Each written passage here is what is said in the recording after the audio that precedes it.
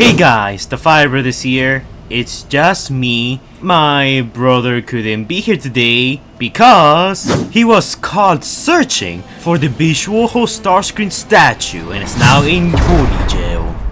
That's an actual thing, by the way, it just got released, and you're either happier or less happier knowing that. Now, we have some new things about ROTB to talk about, and by new things I mean just a new character that just got revealed. Well, it's a cult character. I feel like all of my videos lately have been cult stuff from ROTB. Honestly, I'm surprised we're getting this much cult content this soon, but you know, I'm not complaining. Content's content, and it's always nice to find out which characters got cut from the movie.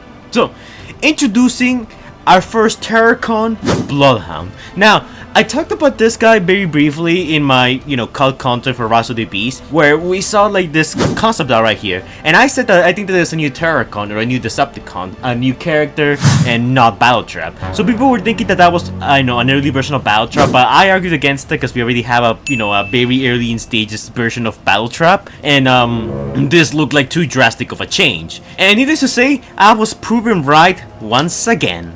Cue the music!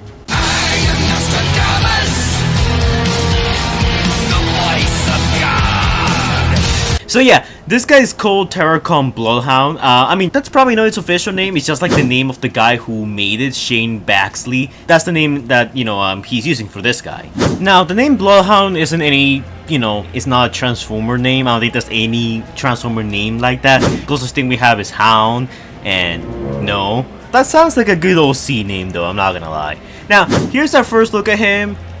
Again, looks very in line with like the little concept that we saw him a while back. He looks very strange, I guess is the best way I can describe it. Granted, this is concept art and Transformers tend to look a bit strange from what like they actually end up looking in the film. He has that, very skinny, almost skeletal look that a lot of the Rise of the Beast, characters in early production had.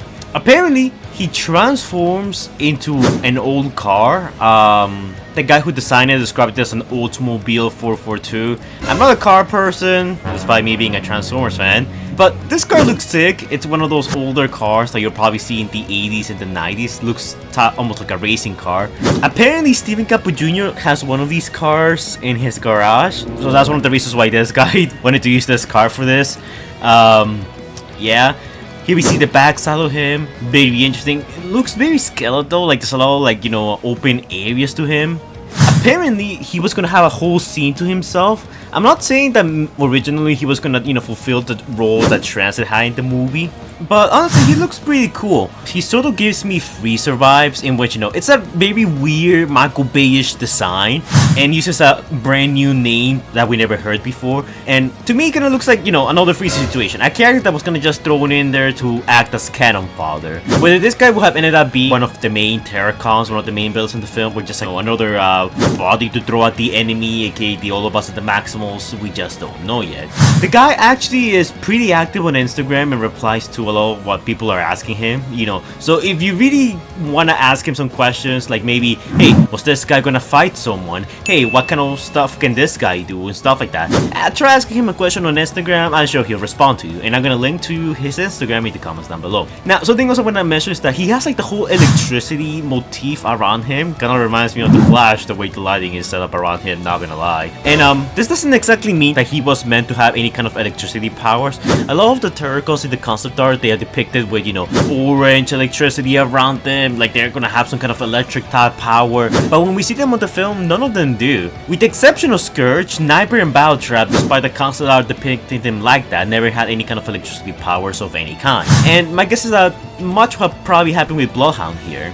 According to Shane, the reason why this guy was cut is because there were already so many characters they needed to moderate a bit on, how many other characters will make it into the movie. And honestly, seeing these concept arts, I'm very curious, like how much they wanted to add, but how much got cut. Because so far, a lot of the concept that we've been seeing have been for our, our main cast, the Maximals, Terrorcons, and Autobots. And We're seeing, Autobots that were never used before, Terrorcons that we never used before, some Maximals that were never used before, but we're not seeing a lot of like Predacons and Decepticons. Aside from Sandstorm and Double Punch, the Predacons seem to have been, an afterthought, at least very early on in the production of the movie. So overall, Bloodhound looks kinda cool. I mean, his design's a bit too weird. It seems a bit, I don't want to call it generic, because I mean, his face looks super weird, and honestly, I love that about him. But at the same time, he gives me a lot of Freezer vibes, new guy with a name we never heard from before, with a very weird skeletal design. Like, it almost makes me believe that this guy would have been in charge of the Freezers or something like that. Kind of just there to guide, the cannon fodder during the final battle or something like that. Now, we also have some new pieces of concept art that are nothing too big, but I kind of wanted to comment on them. We have this shot of Wheeljack holding to Bumblebee's dead body. This is weird for a variety of reasons, because Bumblebee's dead, so Wheeljack had to, purposely grab his body, then carry him to the ledge, and just like be sitting there holding his body. This was very weird, kind of sus. I can really see all the Twitter weirdos making some fan art of this. We have a new scene of Cheeto looking at Noah and Elena being chased by, the Freezers, what they were inside the cave. This could also be either in Machu Picchu, but it's very hard to tell. Then we have another one of Cheeto, hunting down the humans inside the underground Peruvian city, which we saw in Rise of the Beast momentarily. I already mentioned this on my previous video, but originally Rhinox and Cheeto were gonna be hunting down the humans there for trespassing. Cheeto here looks like a FNAF animatronic, I'm not gonna lie, it looks kinda creepy.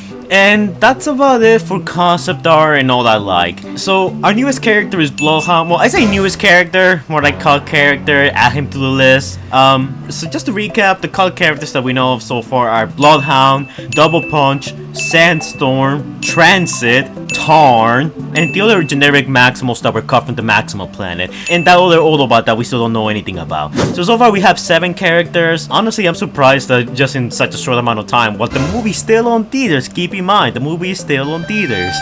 We're getting so much new info about what got cut from the movie. So yeah, there's exciting stuff nonetheless. But yeah guys, that's it for this video. Let me know in the comments down below what you guys think of Terrorcon Bloodhound. Do you like him? Would you guys have liked to see him in the movie? And in all honesty, had he appeared in the movie, what do you think his role would have been? Personally, I'm very convinced that his role had been something similar to the Freezers, just there to hunt down, the humans from time to time. Because to me, like, he doesn't like exactly give me like, strong, leader, this Terrorcon vibes. He kind of gives me like henchman vibes. That's how I feel about him. But maybe you guys feel a bit different about his design. And if that's the case, let me know why in the comments down below. As always guys, don't forget to like, comment, and subscribe. Do all the annoying YouTuber stuff that the algorithm likes so much. And for any news, updates, and stuff like that for Rise of the Beast, be sure to stay right here at the Fire Brothers channel for more. Anyways, I'll see you all in the next video. Stay safe, guys. Anyways guys, before we go, shout out to our super incredible patrons: Predator King Hunter Plays, Scrub Lordo, Omega Trion 2006, Stage Productions, Xavier the God, Ender Skiers, Up Nation Reviews, James Newbold, DJ Universe, Tristan Curry, Stellar, Allspark Studio, Super Sailor Formers Hedgehog, Cuber 9 Gaming, Rich Cracker 64 Studios Productions, Crazy T-Rex, King Sparta, Legend of Soup, The Autobot Side of J, Crawley 666, Itsuki, and TF Cypher. And shout out to our incredible big bold Patreons, Jordan the Great and X23, who donated a amount of money. I still won't tell how much it was. But anyways, if you join my Patreon, you get a few rewards. You can watch some of my videos early. You can request a collab with me, some of my videos or your videos, depending on your choosing. You can request some videos from me, get early looks at some videos that I'm doing, and even some that I haven't published quite yet. The list goes on. But keep in mind that it's entirely optional, because freedom's the right of all sentient beings. Thank you to my patrons for donating, it's much appreciated. Be sure to go and check out their channels. They could use all the help they can get. Some of them do Transformers content like I do, and some of them do whatever other funny thing they can come up with. We have quite a diverse selection here. But yeah, as always guys, thank you so much for your support, it's much appreciated. And I'll see you all in the next video. Stay safe guys.